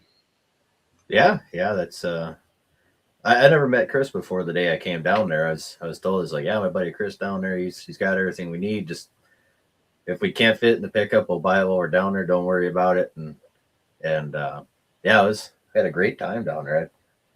I hope to someday be able to come back, but he does guide services too, doesn't he? Yeah, he does. And he, for the last few years, he's had some good duck hunts out there. They took out all the orange groves, and now it's all mostly marshland and wetland. And he's been doing a lot of duck hunts down there. And he's taken some pretty big name. I won't name drop, but he's taking some pretty big name people out there. Yeah, I know. He showed me a picture of some of the people that have been out there, and it was about as close to royalty as you could probably get for the United States. So that's pretty cool. Too bad we couldn't have been there a few weeks earlier. We could actually got a chance to have a few with them. Yeah. But, he called me one time and said, "Hey, I've got to go out of town, but I've got a pretty big client lined up to come in, and I really want to get him out. He's got a 50 cal and he wants to shoot a hog with his 50 cal. Would you be available to come down and show him around and guide him on these dates?" And I got to look, and I said, "Yeah, I think I can make that happen." And time was getting closer, and I said, "Hey, who am I coming down to guide at?" He said, "Well, I told you it was a big client. It's Shaq." I said, "Shaq, as in Shaquille O'Neal?" He said, "Yes." "Oh, I thought you meant prestigious big. This is literally big." Right. Yeah. Well, it turns out Shaq, he did book with Chris and was going to go down there, and Chris had to go out of town, and I was going to go guide him. But his schedule, something happened with some basketball thing. He wasn't playing at the time. He was retired by then, but commentating and stuff. And schedule didn't line up, and he had to cancel. But he's had some names like that come out there, and actually much bigger. I think you and I both know who we're talking about. Oh yeah, I seen the pictures, and I thought, holy crap, isn't that cool? So yeah, Chris is and it's funny, if you go down there and you go to Chris's place, and it's just a regular old south to central Florida farm, swamp land, ain't nothing fancy about it. It's out in the middle of nowhere, and you get some prestigious, very wealthy people that say, "Hey, I want to go out there and hunt. I want to go out there and shoot guns. Want to go, play on the other side of the tracks, so to speak." Yeah. Axe asked if the orange groves are still on the other side of the canal. Yeah, on the other side of the canal, those are still there, but on Chris's place, all the orange groves were burned out. Yeah, I was going to say those were all gone when we were down there. Yeah, those are all burned out. But on the other side of the canal and surrounding Chris, yeah, those are still there. And on the other side of Chris, there was from where the orange groves were on that canal. On the other side, when you leave Chris's, there was the cow pastures, and then state land behind that where all the palm farms were. And then you go down to Chris Nickerson's and, the dairy farms where we hunted down there, which Chris Nickerson, unfortunately, has passed away since we were there. That farm has sold. Are they still doing the dairy farm then? The new family, I believe, is dairy farming. Chris has not made a whole lot of contact with them to see if, we still had the liberties to, roam their range like we used to when Chris Nickerson was there. Chris Nickerson was he was a great guy. He was just a very welcoming, had that very brash, tough farm boy, rancher personality, but he just was a gold heart type of guy. Would open up the doors for you and let you hunt his land. Just respect it as anybody expects you to do on their land. And But unfortunately, he passed away with cancer. I think it's been a couple years now. Yeah, I was gonna say it's been 2 years or so since we've Yeah. been down there. Yeah, I just remember Chris, the host, he goes, "You want milk?" And it's like, well, I can go for some milk, sure. And next thing else, he comes back with fresh from the cow, and it's like From the dairy. Yeah. oh, this is awesome, It's Axe, no, it wasn't King yesterday. Ranch. Because No. Axe is probably asking that because King Ranch does own some property that borders Chris's place and Yeah. Chris Nickerson's place down there, but it wasn't King Ranch that bought that dairy farm. A lot of people don't realize. I mean, anybody that's familiar with ranching understands the King Ranch, and I think it's still the largest in the country. It was at one time out there in Texas, but they own property all throughout the United States, and they own quite a bit in Florida, actually, and especially around the Okeechobee area. Yeah, we hunted around King Ranch's stuff for a day or two, but yeah, that's we walked through hip deep water, and first time we were down there, that blew my mind because everywhere you go, you're driving around cattails and stuff like that, and we're doing it in 2-wheel drive, and he's a Polaris Ranger, and what the hell?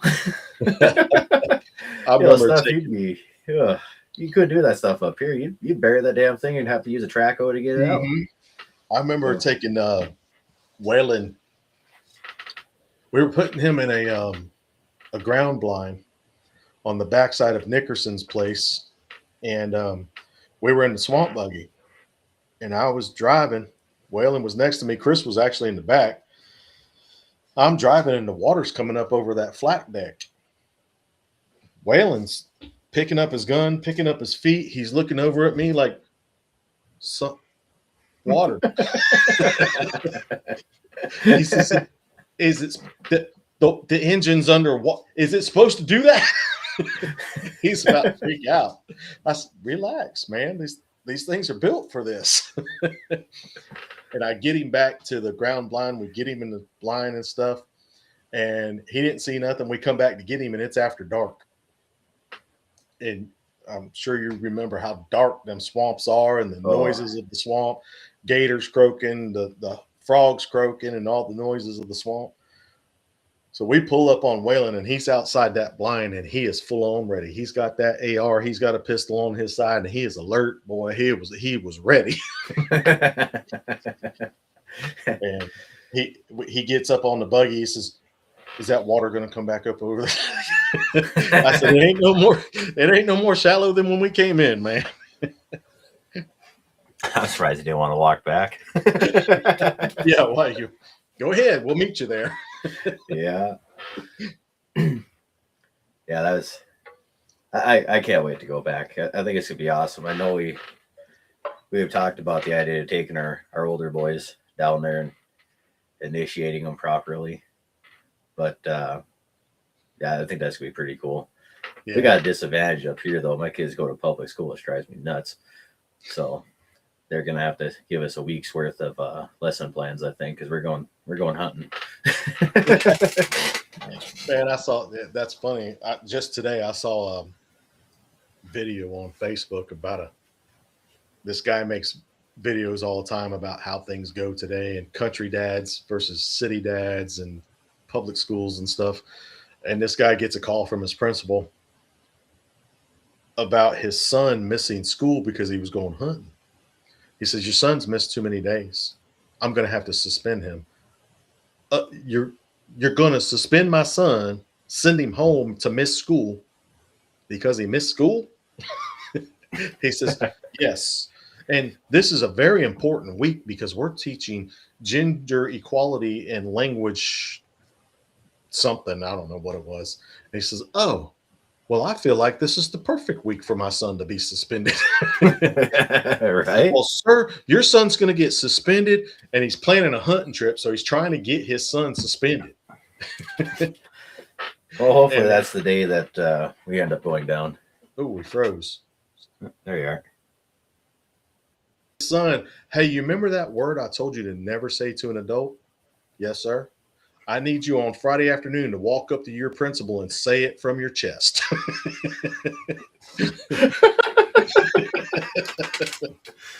Oh, man. Yeah, we'll have a new principal at our school next year, so I'm not sure how that will ride. We haven't mentioned Clay a whole lot tonight. Let me tell a quick story on Clay. Everybody, story time. Oh, I got a few on Clay. He's probably got some on me too. But when I lived in McIntosh, my son went to school one day, and he had a shirt on that said, "Guns don't kill people," and underneath it said, "It's mostly the bullets." He got sent home for having that shirt on in McIntosh, South Dakota. Now, I can ask anybody. I'm down here in South Alabama. I can ask anybody around here, and they won't know where the heck McIntosh, South Dakota is. They might not know where South Dakota is. That sounds about right. We know that most of the people, the teachers and stuff in McIntosh, South Dakota, are gun people. They're ranchers, they're farmers, they're hunters. So the principal tells us it's offending some of the teachers. Well, this is a little old podunk town, 150 people. I was the city manager at the time. I knew every one of the teachers. Who? Because I don't know anybody that's going to be offended by that shirt. Well, they sent my son home, told me about it, and I said, oh, I know just who to call. So I get a hold of Clay. Clay comes running to my house with a handful of T-shirts. Every one of them are NRA and had all kinds of guns all over them. He says, you tell Clifford to wear these to school. And the first time they say anything, you call me. Well, we did. Clifford wore an NRA shirt with the crossed rifles and all that stuff. And they said something to him. Clay went to that principal and said, listen, I'm a senior field rep, North Dakota, South Dakota. That's the first time I use that feature. That's worth it. Clay told him, I'm a senior field rep, North Dakota, South Dakota, NRA. He said, we live for lawsuits just like the one you're about to get. Is this a fight you really want over a T-shirt? That principal backed down quick and said, no. And Clay, Clay, he's spitting out laws and legislation, all kinds of stuff to him. And that principal backed down, and Clay backed him down. And I think for the rest of the year, my son was wearing NRA shirts to school. The thing of it is I mean, this show has been going for 177 episodes now. Holy crap. If you haven't figured out yet, Clay is a walking encyclopedia of gun knowledge and law. I mean, when it comes to the Constitution and politics and stuff like that, I used to think myself fairly smart. And then I met Clay. Right. I was like, kind of feel stupid. I mean, that guy, if I have any questions, I mean, before I chat GPT or Google, I'm going to call Clay. He's very, very intelligent when it comes to constitutional stuff. I mean, that guy knows the Constitution in and out. He's traveling right now from Oklahoma. I would be willing to bet a paycheck that he's got a pocket Constitution either in the pocket or console of his truck or in his pocket itself. Oh, yeah. Yeah, I would be at least surprised. He's he's pretty well versed, and if he ain't versed in the subject, he's got his thumb stuck in a piece of paper somewhere. Yeah, that's for very, sure. Very smart. And something I remember Clay, I don't remember what town it was he was passing through in South Dakota. He was going from one NRA banquet to another. It pulled him over for speeding. Imagine that. And right. And I forget how the whole thing goes, but they were charging him for the speeding. It was like $195 or something. And Clay goes, can I prepay? Guy goes, what do you mean? Clay said, in 2 days, I'm going to be coming right back through here and I ain't slowing down. Can I prepay? That sounds about right. Yeah, I know. Every time I'm in business with Clay when he's driving along, I'll be there in about an hour. It's like, you just left your house.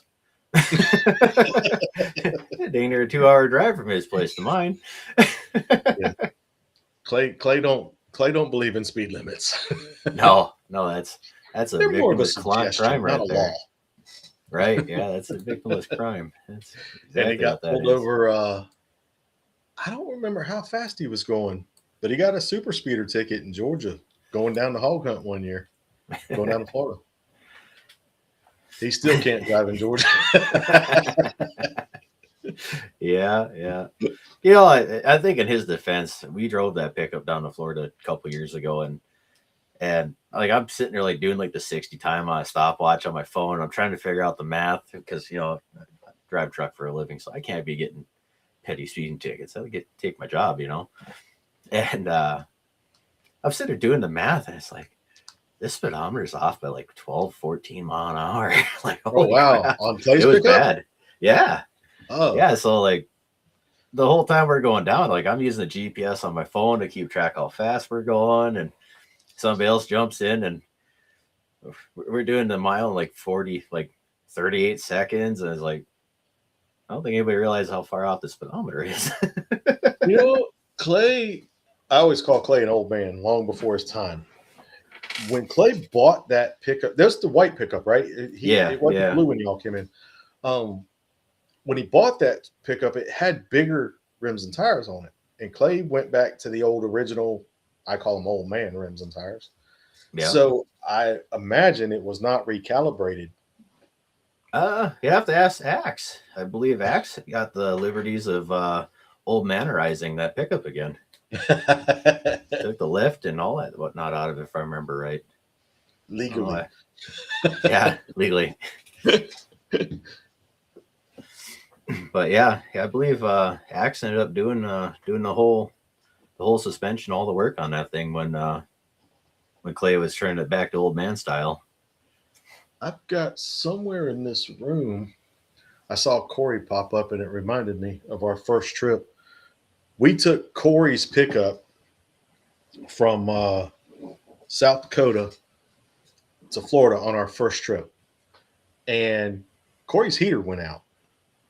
So we stop at a truck stop, and we all buy these little portable heaters to put at our feet in Corey's pickup. Yeah. I never opened mine because the other guys opened theirs, and that truck heated up pretty quick. And then I think Corey fixed something. We got the heat going before we got too far gone, and it wasn't that bad. But I still got that heater still in the package. I kept it specifically because it was a memento of that trip, and it's somewhere in this room. The hottest cigarette lighters in the East. We've had a lot of fun driving cross country, and Corey's right, or what he said earlier. It was 36 miles or 36 hours straight from my house in McIntosh, South Dakota, to Zolfo Springs, Florida. 36 hours straight, and we just shift drove between the four of us, just kept going.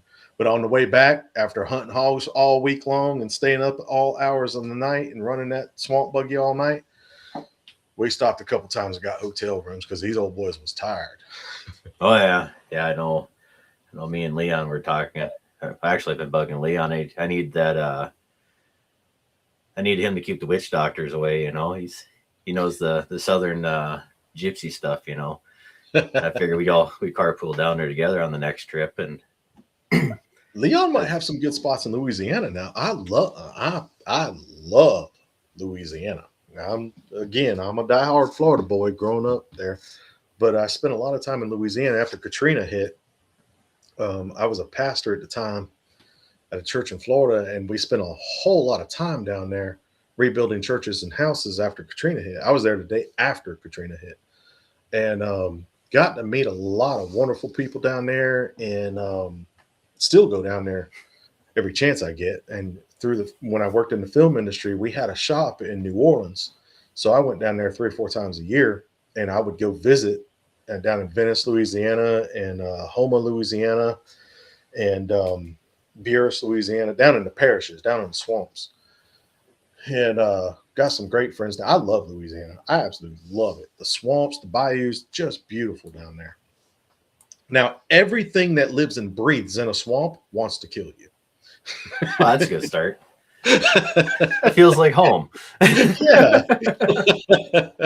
But I love Louisiana, and Leon might have some good spots for us to go hunt some hogs down there. And you get down to, we started out talking about fishing tonight. You get down into Venice, Louisiana, it is some world class redfish fishing, and redfish is some of the finest fishing you can possibly eat, and big down there. It's just beautiful country, and the duck hunting is world class. So I love Louisiana. 100%. Leon said. Leon, say when. Well, and they got hogs down there too. Hogs, gators, ducks, fish.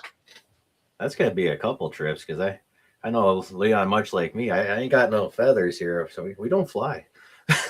You don't fly. Hell no. We're like those chickens. Chickens don't fly either. I love flying.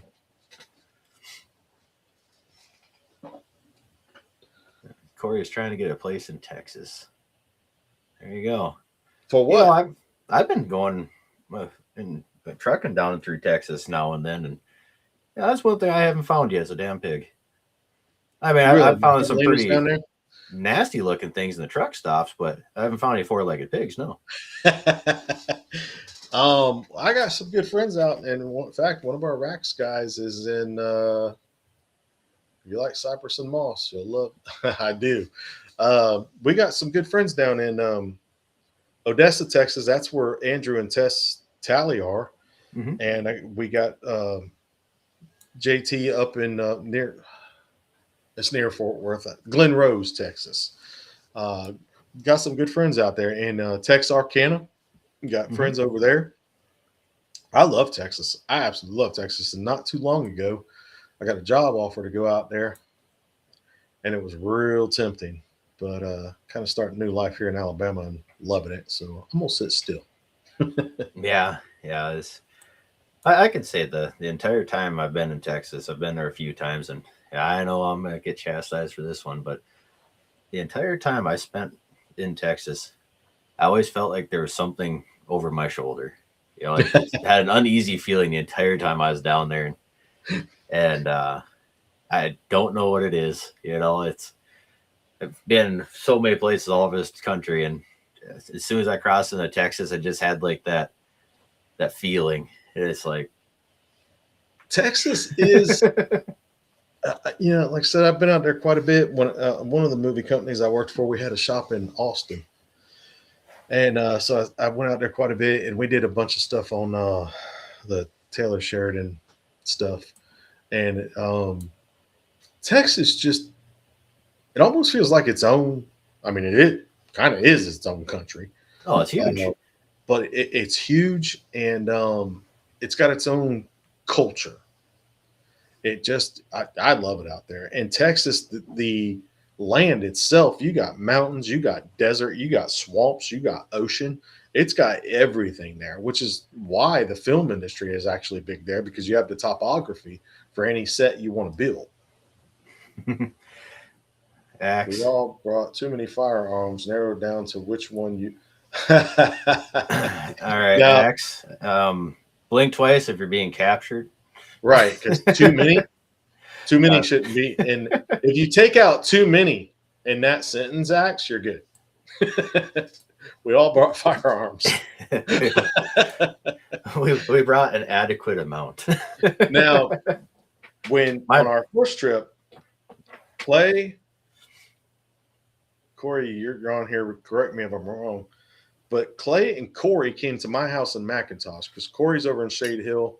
He went over to Clay's in Morristown, and then they came to my house, and Waylon was at my house. When they got to my house, Corey's F-250 was completely filled. The bed was completely filled with gun cases. I said, guys, I'd like to take a couple. And I'm not exaggerating. I am absolutely not exaggerating. Completely filled F-250 bed with guns. I said, guys, y'all gonna have to leave some here at the house because I want to take some guns too. If we'd have got pulled over on that trip and a cop had looked in the back of that truck, there's been some questions. And we got down there, and Chris is a gun guy himself. I don't know how many guns Chris has, but a lot. And we opened up the back of that pickup, dropped that tailgate down, and he looked over at me and said, "What in the hell are you guys planning on shooting?" We said everything. That sounds about right. I think my first trip down, I had 1, 2, 3. I think I had 4 or 5 with me. Because you have problems with one gun or a scope or something like that. You need a spare. Yeah. You're driving 2,400 miles. I mean, don't get me wrong. We have a good friend that owns a he owns the Alamo, right? No, he's the general manager. General manager. Okay. Yeah. We got a good friend that's a general manager of the Alamo, which is a fantastic chain down there for gun shops and cigars and tasting. And I'm jealous as hell. I love to have a place like that. Kerry's got the job of all jobs if you're a gun guy. Oh, yeah, he does. Kerry's awesome. Yeah. Hey, that's definitely a shameless plug. If you're ever down in Florida, you got to find the Alamo and see if check that Florida. place out. Naples, Florida. Look for Kerry Scott. Yeah. But yeah. Oh, man. Well, I think what we got out of this episode is you need a can. The new guns are cool. And you need to go hog hunting. Florida's fun to hunt. Yeah. We do need to get a trip together, man. I miss it down there, and we always have a good time. I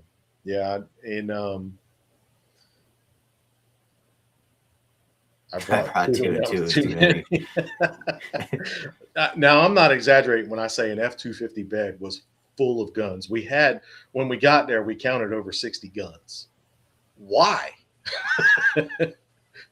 Now, the other 3 that went with me had never been to Florida hog hunting before, and they're all big gun guys, so they're like, we'll just take all this. And I don't know how much ammo we had, but good Lord. I had way more than I needed. I think I brought between 400 and 500 rounds for every gun I brought. That was while we were down there. That's when they had like that nationwide phone problem where everybody's phones quit working. Yeah. Mm-hmm. And I made the joke, is this the EMP everybody's talking about? This damn thing ain't working. I can't remember who I looked at. Maybe I looked at Corey. I made the joke. It's like, I brought too much ammo, huh?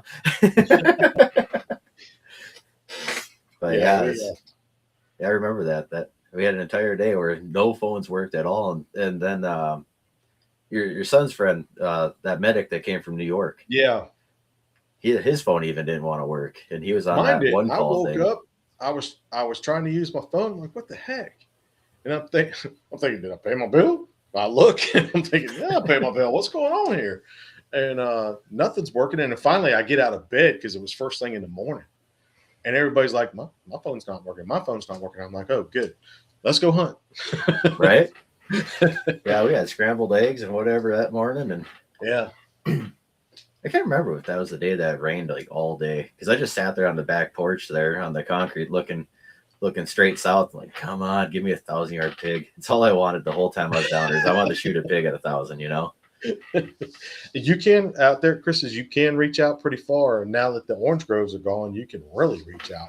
Oh yeah. I think shooting from the concrete, when I was playing around with my my rangefinders and stuff like that, I think we could poke close to 1,200. Yeah. I just wanted to shoot a pig at 1,000. That's all I wanted. But just staring out into the distance, and of course nothing walked out. But then he had old Chris. He just duct taped a flashlight to his rifle, went and shot some coons. I wish that was a joke, but yeah, old Chris that night, I'm going hunting. What the hell are you doing? He's duct taping the mag light to his rifle. Old Southern redneck. South Florida redneck. Yeah. Yeah, the 4.58 Solcom, I was impressed. I thumped that pig at like 40 yards with that. That 325 went through and through, and that damn thing got up and walked away like I just kicked him. Like, what the hell? Tough buggers. Axe just said it rained every day for the first couple days. That's right. It was really wet out there. Mm-hmm. Yeah, I got videos of us walking hip deep water through some of the grove spots there. I was just on looking at some pictures the other day. I'm doing some promos for my other page, the Sportsman's Watch page, and looking through my hunting pictures, and I got some of you with that hog you shot on that little island. Oh yeah. I saw this hog and I was with it. And I'm like, no, I remember shooting that hog. Now I remember, oh, that's the one Dave shot. Because we had to drag that sucker out of there. Yeah, that took some work. Yeah. I know that there was a blondie I shot with my 308, and I hit it right in the shoulder, and we never found it. Them things are so tough, man. And if you hit them in the shoulder and it's a larger hog and it hits that cartilage, mm-hmm. I remember I was probably 13, 14 years old. I was pretty young. I shot, he was probably a 250 to 300 pound hog with a 30-30 at about 75, 80 yards. And it rolled him and he got up and ran. Mm-hmm. I hit him right in the shoulder. And the bigger they are, the thicker that cartilage is over their shoulder. And if you got a lead bullet, a soft bullet, it's just going to roll. It won't penetrate. Them things are crazy tough. That first day we were there, the first morning we were there, Corey shot one at like 25 yards with a 6.5 Creedmoor, and they just turned and looked at him like, what the hell was that? And then kept walking. You know what? Now that you mention Corey, I don't think Corey's put one down yet. Has he?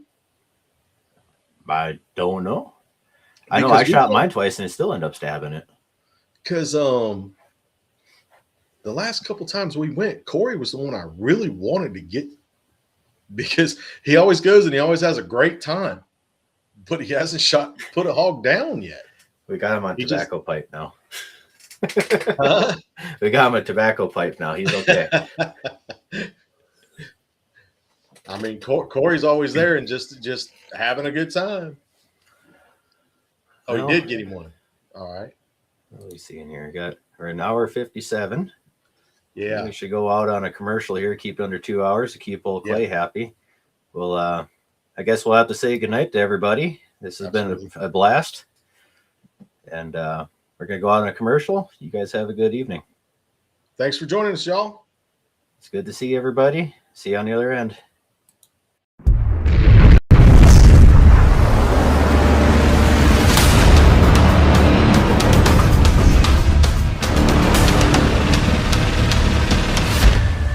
LAUER Auto Repair, located at 309 South Washington Street in Bismarck, North Dakota. Give them a call at 701-258-6308. The team of mechanics at LAUER Auto can take care of any problem your vehicle is having. And when you do business with LAUER, you can be assured you're doing business with a pro Second Amendment America First repair shop. There are plenty of other auto repair shops in the Bismarck-Mandan area. But why take a chance at patronizing a shop that might not have your beliefs at heart? Make no mistake.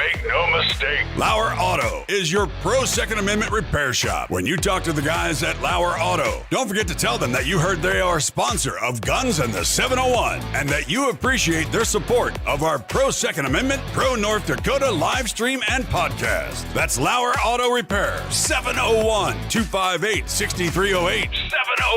701-258-6308. Located 309 South Washington Street in Bismarck, North Dakota.